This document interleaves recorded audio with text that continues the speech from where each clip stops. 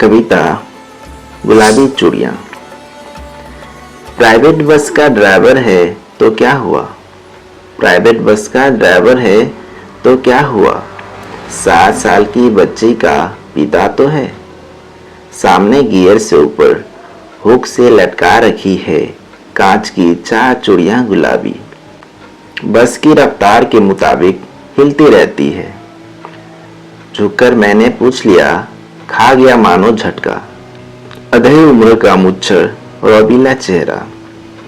आहिस्ते से बोला, हाँ साहब, लाख कहता हूँ नहीं मानती है मुनिया। टांगे हुए है कई दिनों से अपनी अमानत यहाँ अब्बा के नजरों के सामने। मैं भी सोचता हूँ क्या बिगाड़ती हैं चूड़ियां कि जुर्म पे हटा दूं इनको यहाँ से। और ड्राइवर ने एक नजर मुझे देखा और मैंने एक नजर उसे देखा। छलक रहा था दूधिया वात्सल्य बड़ी बड़ी आंखों में।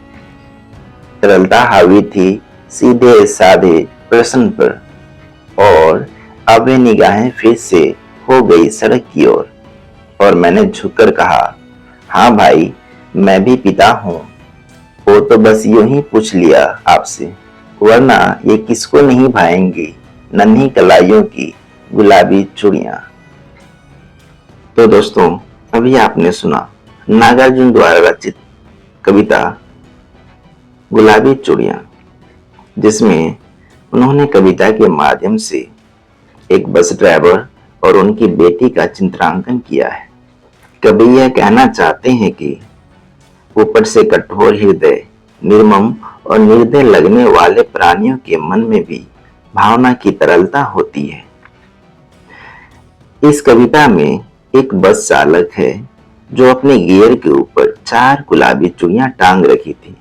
ये 4 गुलाबी चूड़ियां उसकी नन्ही मुनिया ने बड़ी जिद से टांग दी थी ताकि उसके पिता हमेशा उसे याद रखें।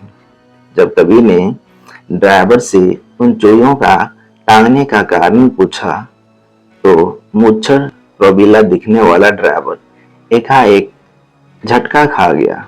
कवि के सवाल ने उसके मन को कुरेद दिया। उसे अपनी नन्ही बिटिया की याद आ गई। उसकी आंखें वात्सल्य और करुणा से भर उठी। उसने कहा कि वह कैसे अपनी बेटी की बात न माने, उसकी चूड़ियां कैसे वहां से हटा दे। कवि ने उसके स्नेह भाव को समझकर कहा, हाँ, मैं तुम्हारी भावना को समझता हूँ क्योंकि मैं भी तो एक पिता हूँ। इस प्रकार कवि ने कठोर लगने वाले प्राणी के मन में करुणा दिखाकर मानवता की भावना को इस कविता में दिखाया है।